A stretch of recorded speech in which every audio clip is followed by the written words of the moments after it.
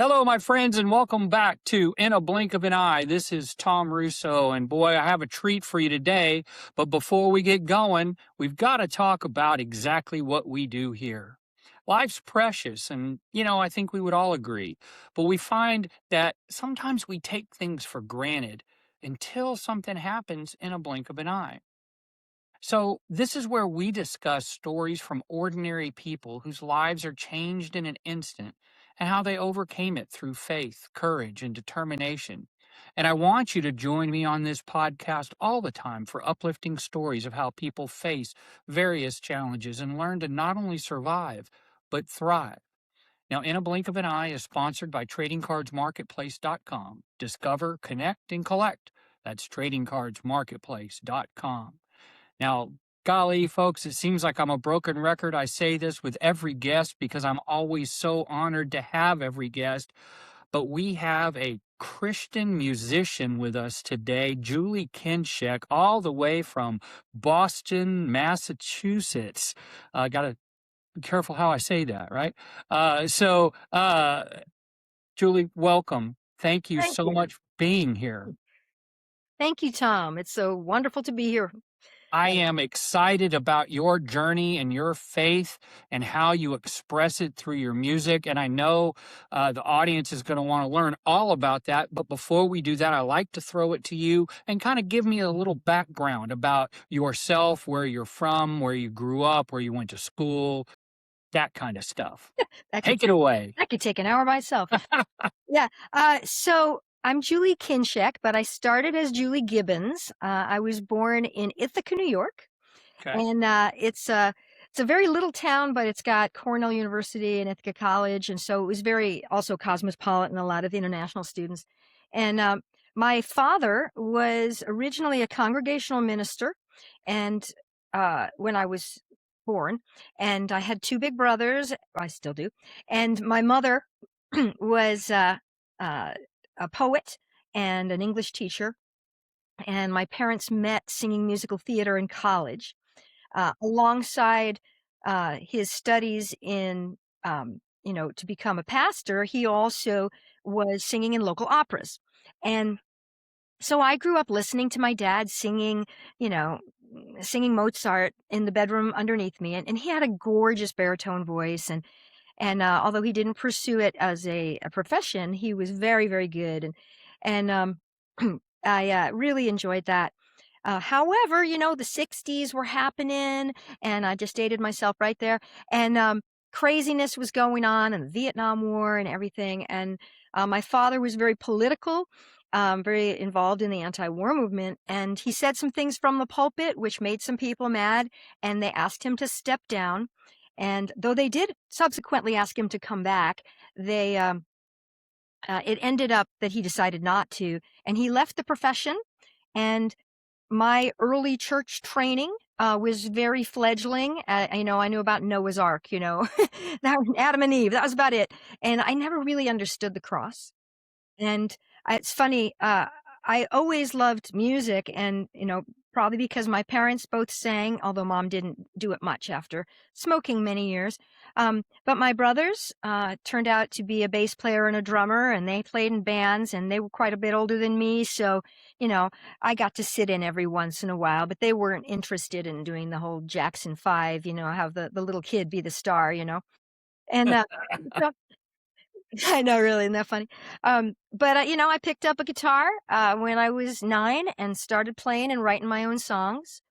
And we moved to a commune in the country, and life was pretty crazy. And most of the things that my friends' parents were afraid of were happening at my house. Um, and some people might say that's not a real stable environment for a kid. But somehow I weathered it, and we came. Isn't it? I don't want to interrupt you, but isn't it strange how we adapt to the things that happen in our life, and even as a child or a young adolescent, we kind of deal with what happens, and it's our normal, Yeah, right? It oh, yeah, was your normal. it was. Yeah. So I was living the hippie life as a little girl. um, And, it kind of fit right in with me singing my, like, Joni Mitchell kind of so folky Folk stuff. songs kind of stuff. Yeah, I was right there, me and Joni. Um, but I always thought that I should get discovered, and nobody was discovering me as a little child, and I got deeply involved in gymnastics and wanted to go to the Olympics, and kind of was trying to juggle music and gymnastics for a while. But eventually, music came out on top when I realized that I wasn't ever going to make a perfect 10. Thank you, Nadia. I remember those 76 Olympics, man. I remember those. Oh, 76, that was Olga, baby. Olga Corbett. Yeah, I thought Nadia was in Wait, 76, was but she maybe 72? Was yeah, it I think Olga 72? Corbett was 72. Okay, yeah. Yes. That was We're what both dating ourselves oh now. my gosh. But that's what inspired me to get into gymnastics was all Yes. Olga probably got you into it, and Nadia made you wanna shoot for that 10. yeah, My wife was a big fan of Nadia, so I yeah. understand, yes. They didn't have spring floors back there, folks. We No, didn't have no, spring it was a floors, we had wooden beams, and the uneven bars were so close together that you got lots of bruises on your hips. I blame that for some infertility that I faced later in life, but that's another story. Um, but, uh, but yeah, so long story, even longer.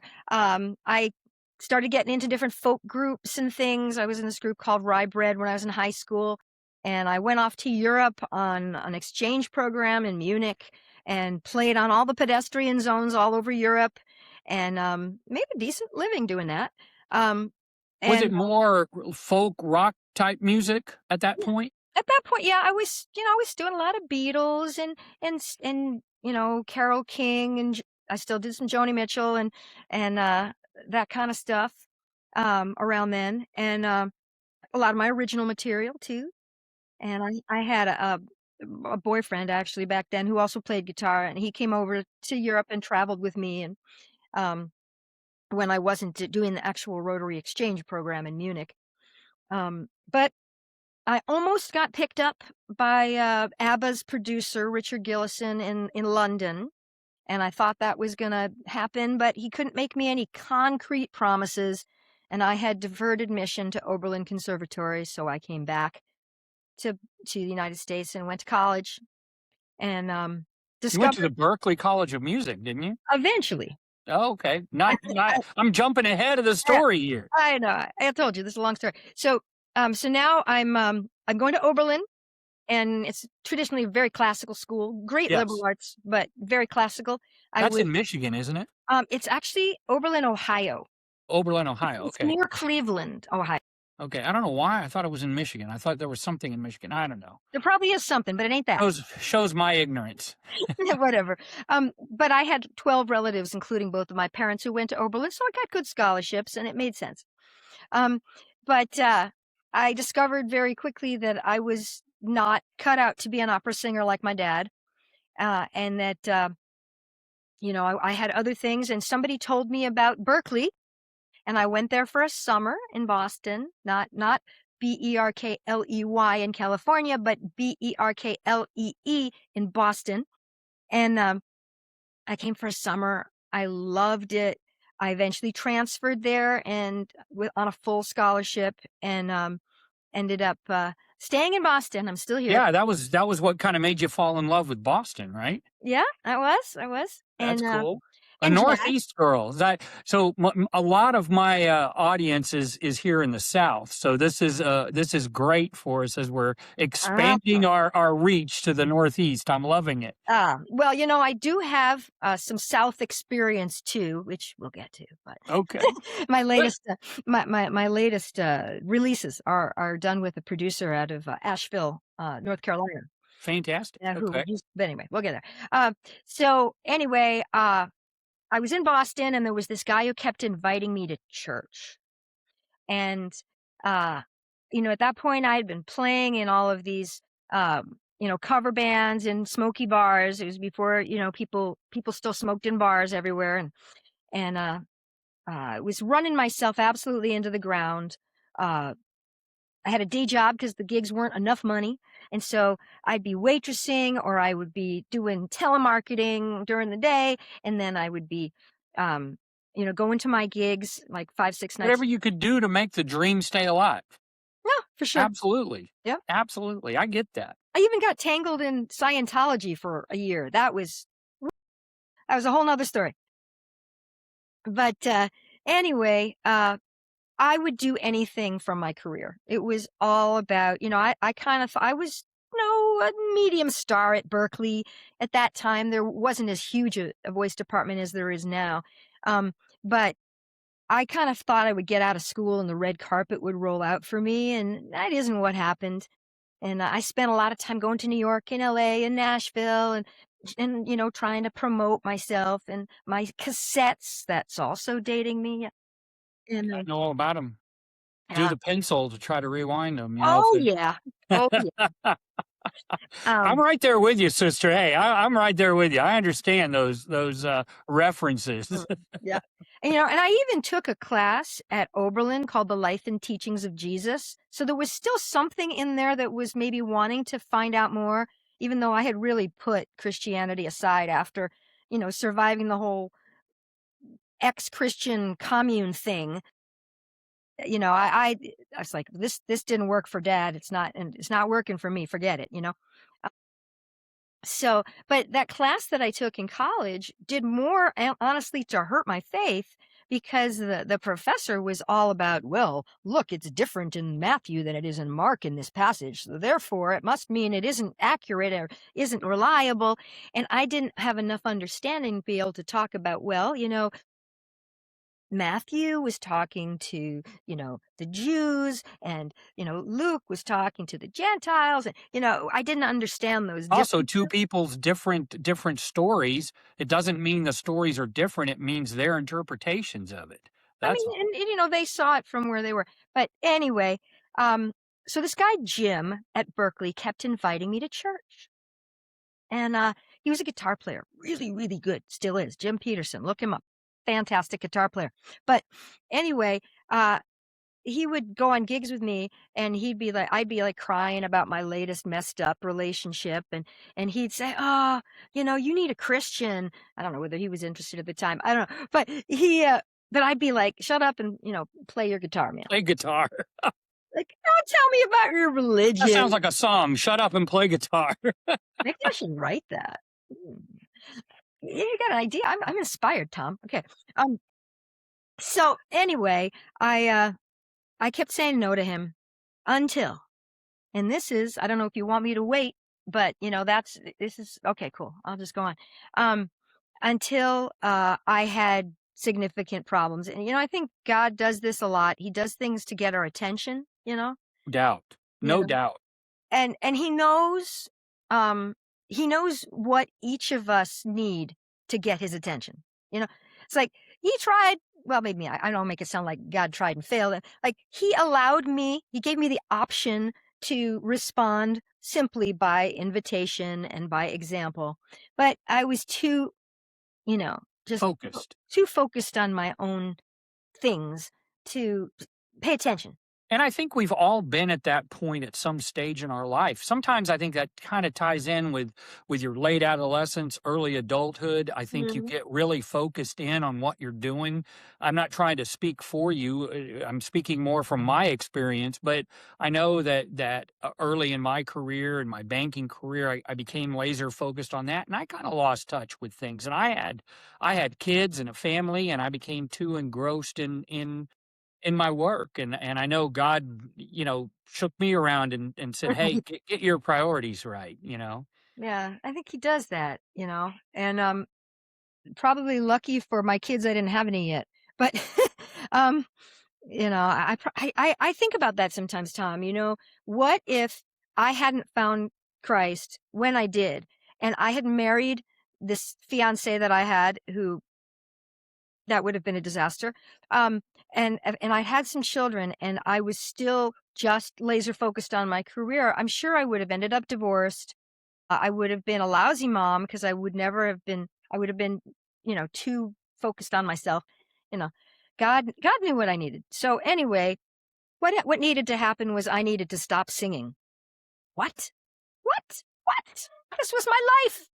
And this was my identity. This was everything to me. And what ended up happening was I drove myself into the ground. I burned the candle at way too many ends, pushed my voice, never rested, didn't hear the signs. It's time to rest. It's time to stop. You need to take a break. And I ended up getting vocal damage. I got vocal Yeah, damage. this was around 1990, right? Right. Yeah. And so you get some vocal node damage that, quite honestly, was career threatening, really. Yeah. And nobody was talking, at least in the music circles that I was in. I didn't know anybody who'd ever gotten node surgery or ever, had serious vocal damage and then recovered from it. I thought this was it, that I had done it and it was over.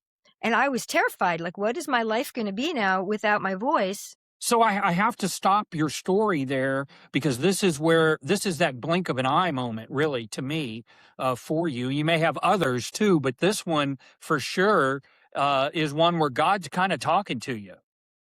And Very, when that happened to you, right when you first found out, and you're in the depths of why, God, why?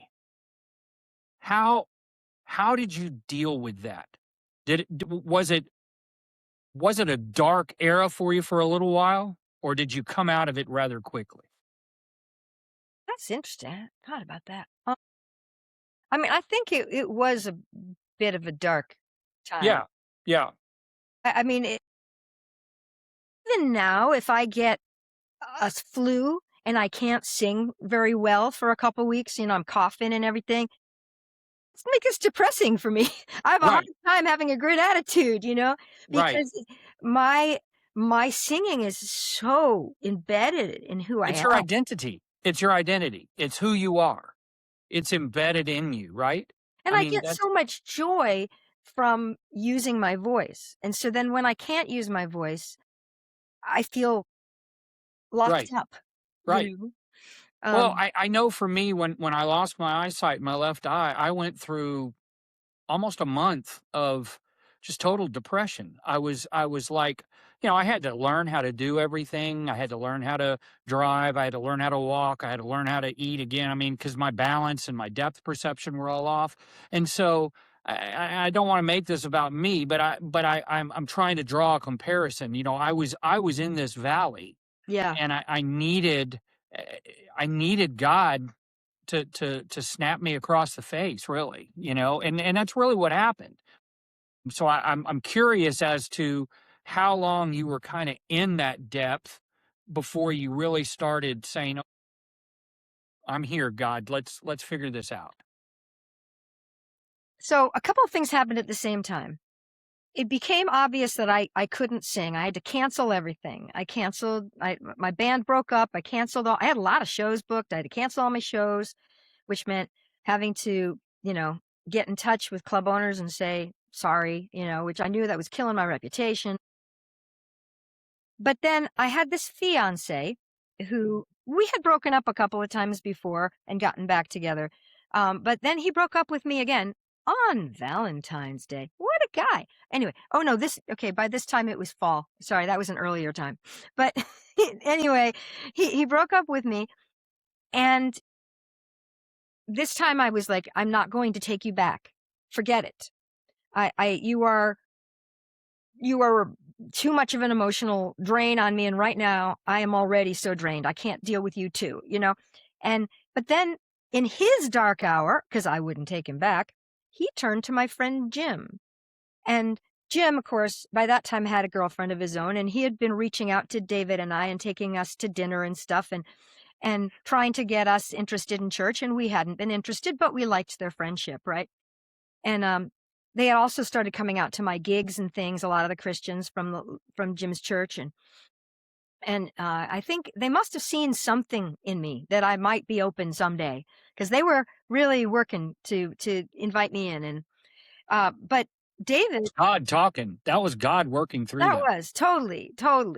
And so then David turned to Jim and said, I gotta do something about my life. And he started to study the Bible. Now, I have to say a little bit about this too. My ex-fiancé there, he was, from a Jewish background, and it's kind of one of my little secret bucket list items, I guess, is that I would love to study the Bible. I do Bible studies with women now, and I would love to study the Bible with a woman of a Jewish background and help her to see how the prophecies came true in Jesus. And, um, because I would think of all the people that it would be those who understand the Old Testament who would grasp this, but that's another topic too. But anyway, when David started to study the Bible with Jim, he came back to me and he was like, "Julie, I'm so sorry about this and that and the other thing." And I was so blown away. I was like, "What's going on?" And he said, "Jesus died for me, and I can't treat you like this anymore." And I was like, "Whoa." And so then I went to Jim and I said, "What are you doing?" Because I've been trying to help this guy to it, get his act together for a couple years, and he's been studying the Bible with you for a couple weeks, and he's a new man. What's up? And so I sat down with Jim's girlfriend, Jean, and some other wonderful women from the church. A shout out to Elena and Lori, if you hear this. Um, and Suzanne and Karen but I started to look at the scriptures now from a personal standpoint. And when when you really look at the Bible from a personal standpoint, what's God saying to you, not just studying it from a, school kind of way, it brings a mirror up and you have to start grappling. And at that time, still couldn't even talk. My voice was still so So rough. weak and rough. Yeah, but, I could read and I could pray, at least in my head, and, the folks from church is the Church of Christ that I'm affiliated with and still am, the International Church of Christ, but the Boston Church of Christ locally, but they just really helped me to see how much God loved me even when I couldn't sing. And that God's love was unconditional. And for so much of my life, I think I equated my worth with my ability to sing. And that's why it was so tragic to lose my voice because I felt I had no worth Well, without it goes being. back to that identity. It goes Yeah. back to that's who you were. This has done the same to me. I wore glasses as a child and I got teased miserably and I hated it. And so I wore contacts for 50 years. And I abused it, and that's how I wound up getting the affection that took it away. And now I have to wear glasses again. And but it's okay. God has spoken to me and said, "Hey, it's not about your glasses. It's not about your looks. It's about who you are as a person and the message that you give." And that's the whole reason why I started this podcast, is because I want to share my ministry with others that have had challenging things in their life. And then you might blame God at first, but then realize there's a bigger picture out there for you. There's a bigger picture. And that's why I love your story, Julie. I love it. So now we're back here. So you're meeting with this women's group, and you're finding out a little bit. You're exploring a little bit more about Christianity. Pick it up from there. Yeah, and just learning to understand, what the cross really means, because I missed that in my little girl experience of Christianity.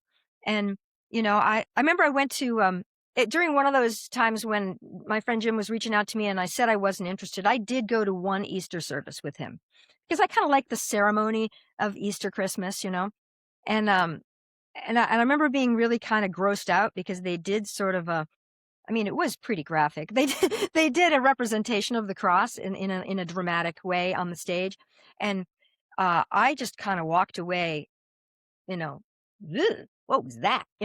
And so when I started to really dig into the scriptures and understand the sacrifice of Jesus and understand the love that represents, and to understand my need for a savior, and don't understand what was sin, and how of all the sins my pride had totally engulfed my life. And I think now as a Christian artist, jumping way forward, I mean, that's something I think I always have to keep an eye on it because um you know being an artist of any kind, we rely on people liking what we do. And even as a worship leader, if the congregation isn't into what you do, if they don't think what you did was beautiful or good or whatever. And so, we're still dependent on, pleasing man. And, pride can get in there and insecurity. But I think at least now I know that and I can watch it and I've even prayed to God over the years, like, Lord, don't make me more successful than I can still be devoted to you and be an excellent wife and mom. I Um, think that's a beautiful prayer. I think that's a beautiful prayer.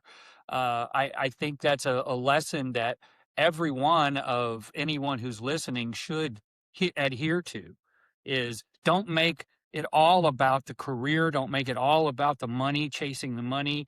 Make it about being a better person and spreading the good word.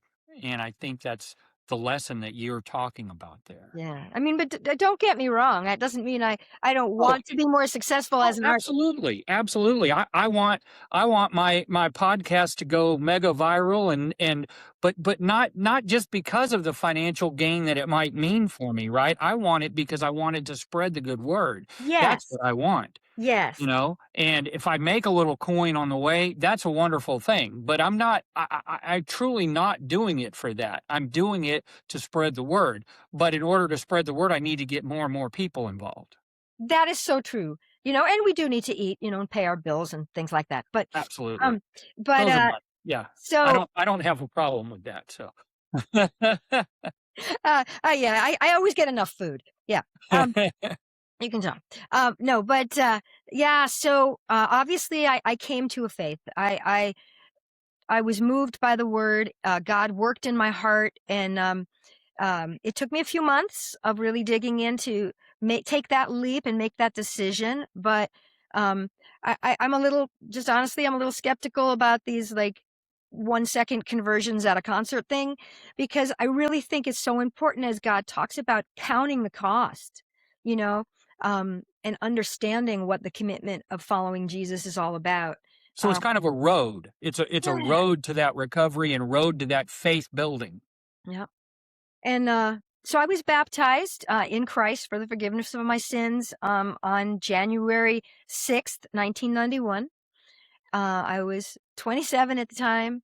I was single, and I was so scared before I was baptized because I knew my life was going to be changed, because I knew this was a life decision. I was not doing this lightly. But I came up out of those waters with a great big smile on my face, and I've never turned back. Beautiful. And that, unfortunately, ex-fiance ended up not deciding to continue following Jesus. And I even had a stalker. I had all kinds of weird things that happened along the way. And people got worried. Oh no, is she going to leave? And I'm like, no, I'm here about God. God is why I'm here, you know? And, now the crazy thing was that, I had this vocal damage, right? And, I was afraid I would never sing again. But at that time, I didn't tell you all this, when we were talking briefly beforehand. Um, at that time, I didn't get the surgery yet, um, but I was able, with vocal rest, extended vocal rest, and with vocal therapy, to heal enough that by the time I had been baptized for 6 weeks, I was able to sing again. And my first performance was at a standing room only at the Wang Center in Boston for about 4,000 people at a big church event, where I was able to share about how God was no longer from a distance in my life. How But we were cool there. is that? But going back to that point, how did you know that you could sing again? How did you I mean, did a feeling come over you and say, "You know what? I'm gonna give it another whirl," or was it something you kinda me, kinda felt work towards, or how did it happen?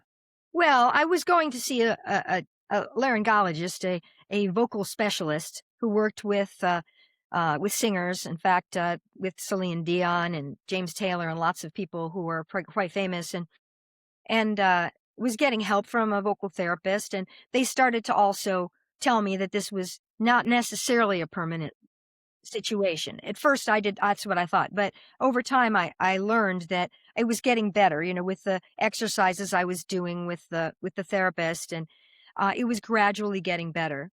And, it still took me a while. I mean, I was still a bit fragile 6 weeks after my baptism, but realized by that time it was almost 5 months since I had lost my voice altogether. At that point when you have this concert, and I remember you mentioned something about how you kind of just felt like, you know what, I am going to devote. If you give me my voice back, I'm going to sing the word. I'm gonna spread the word with my voice. How did that come about? Thank you for reminding me.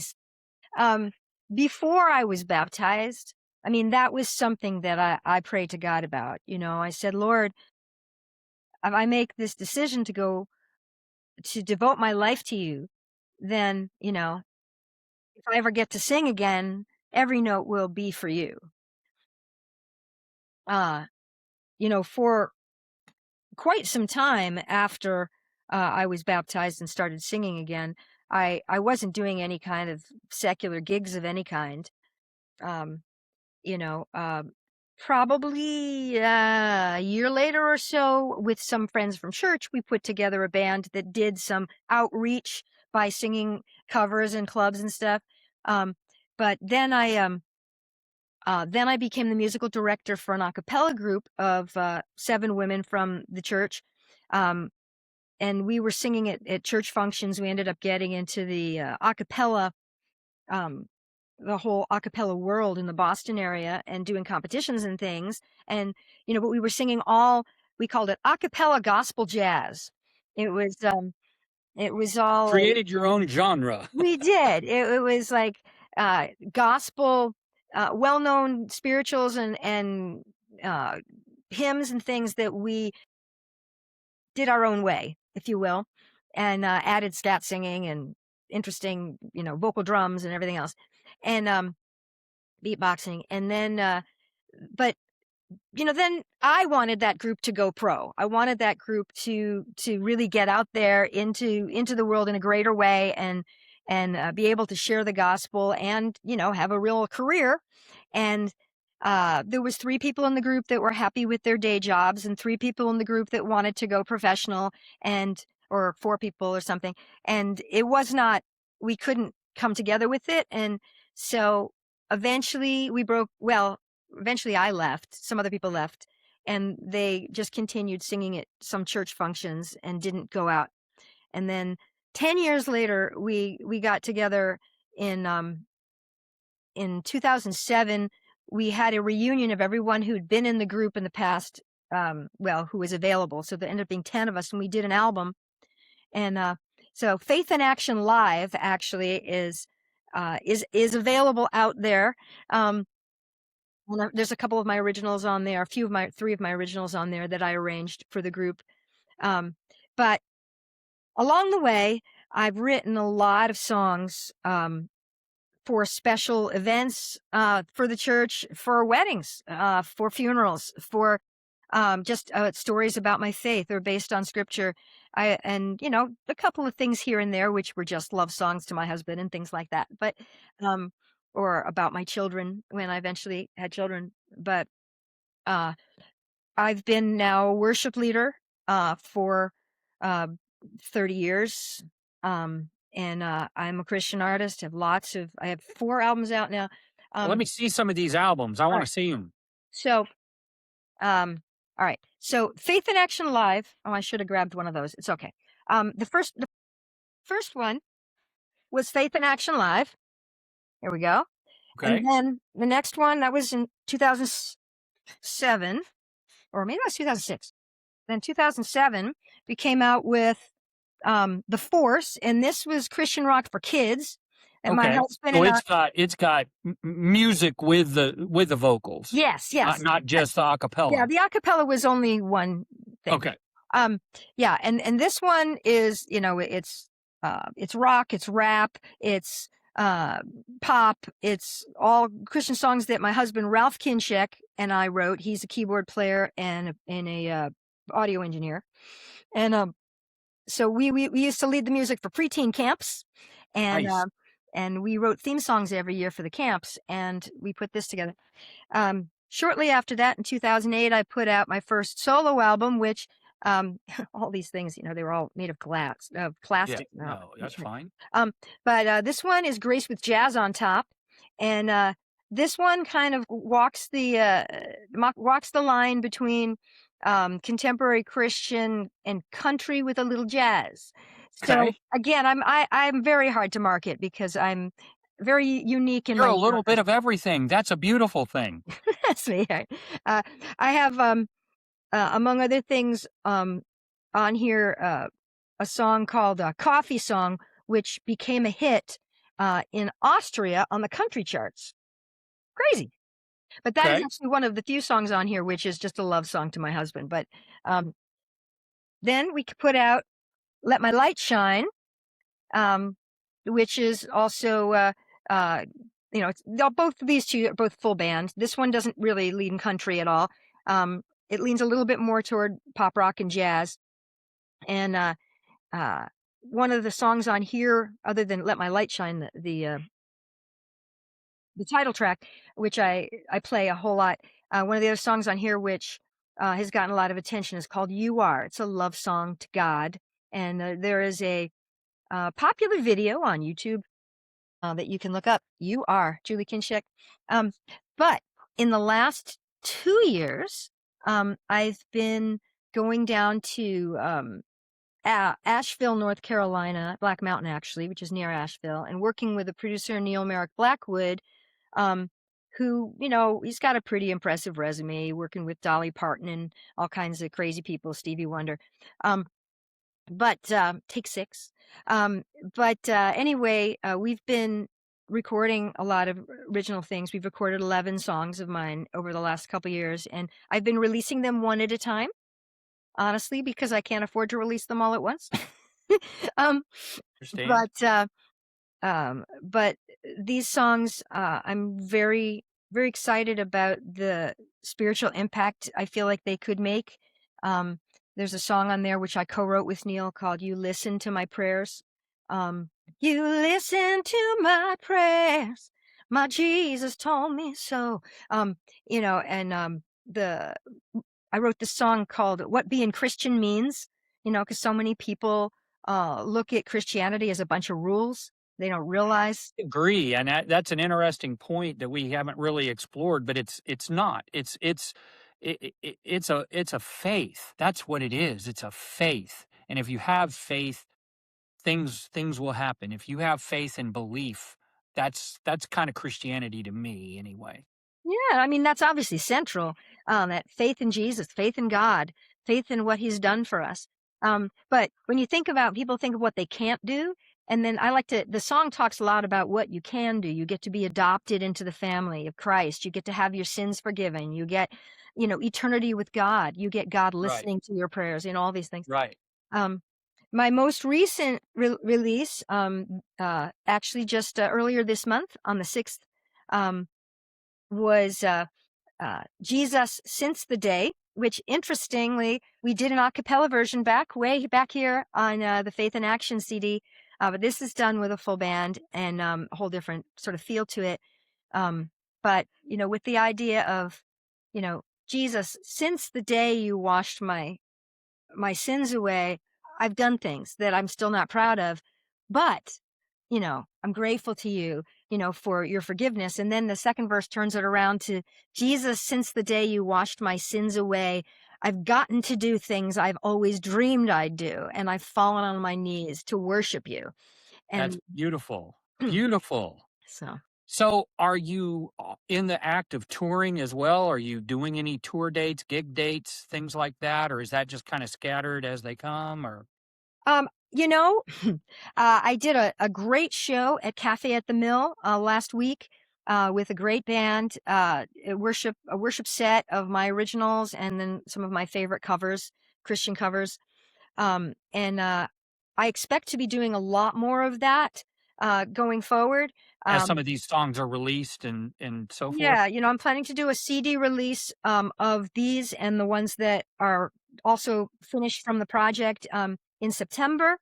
And um, I'm going to get as much as I can between now and then, but I think probably more major touring on this is probably gonna happen next summer and Okay. this summer, but, you can always go to my website, Please tell us. julieksings.com, I'm gonna and put it right down there. Say it again. www.julieksings.com, All and, right. We're gonna that's send people your way. please do, and, it's got a shows tab on there. You can find out where I'm playing. You can find out what church I'm singing at. I'm singing at a conference coming up in July in New York. Um, been talking to people about Christian festivals. Some of them I got to a little too late, so hopefully I'll be in Connect Fest and Soul Fest and some of those things next year. Um, but right now everything's on Spotify and YouTube and Apple Music and all those places. And it's crazy because nobody goes to see those unless you send them there, which Right. means that either you folks out there in radio land, hopefully podcast land, will decide to look it up and enjoy it. I can also give you links for that. Um, Absolutely. and tell your friends because golly gee, Facebook ads are expensive. But Yeah, they are. Well, I was gonna put you on the spot and have you sing us a song, but, if you can believe it or not, we've actually gone 14 minutes over my normal episode length. oh no, Time no. time flies when you're having fun and having a great conversation. Look at this, vocal training. All right, I Vocal love training for praise singers. So, that is beautiful too. because my mission is to let my light shine. And along with that, as a singer, but also training singers, I'm a voice professor at Berkeley. I do workshops for churches. And because I feel like I went through traumatic vocal damage, and out of it, I learned so much. And later on in my story, things got bad again when I was a teacher, and I ended up getting surgery, but I knew at that time, I just didn't have 6 months to get better. Um, and so I understand what that's all about, going through node surgery. And now I've learned my lessons and I've written about them, and I've gotten a master's in vocal pedagogy now and everything. And so it's And they can on, get the book on the website as well? yeah, they can get on the website, they can get on Amazon, Okay, Barnes and Noble, wherever you are. outstanding. And so, yeah, so my music is my soul, is my passion of how to share Christ. But I also want to pass it on and help others to be able to do that too. And Well, I absolutely love your passion, and I wrote a book many years ago. It's more of a business book and a sports book, but I built a mathematical formula for building the perfect team in your work environment. And the way to do that, it's meant for business people, right? But the way you do it is the multiplier is passion, and you have to mm, have passion for what you do. And if you do that, you're going to be a success somehow, some way. It's going to happen. I'm going to wrap this up here, but I want you to hang on because I want to talk with you a little bit afterwards. So um, let me wrap this up, and then thank we'll. you so much, Tom, for giving me this chance to tell my story. And I love am blown talking to you. away. I You am blown away, and thank you for sharing your story. And folks, if you like hearing uplifting stories of overcoming challenges in life, click the like and subscribe button below. Please, I need it. I meet people just like Julie here. God put her in my life through Facebook. I mean, I was another one of those things. I've said this before on this program. I actually reached out, and she reached back out to me because I reached out. Don't be afraid to reach out. Be sincere, and that's what I did with her, and she reached back out. Now, perhaps you have a story of your own to share: an accident, sudden loss, PTSD, alcohol, drug abuse, a natural disaster, illnesses, all of these types of things. We have things that we have to overcome, and you'd like to share your journey of overcoming. Please contact me at the email shown below for consideration for a future podcast interview. Like I said, I rely on viewers like you to share their stories. That's the whole concept of this ministry. That's the whole concept of In a Blink of an Eye. Thanks again to tradingcardsmarketplace.com for their continued sponsorship to bring these great stories to all of us. Tradingcardsmarketplace.com, discover, connect, collect, awaken the collector in you. I want to thank everyone out there, especially my family, our military, veterans, first responders who put their lives on the line every day. And please don't forget the teachers and the medical professionals who all make our world better, one person at a time. But most of all, thank God for all of the blessings in our world. We just need to make sure that we concentrate on those every single day. And until next time, my friends, you know what I'm going to say. Carpe diem, seize the day.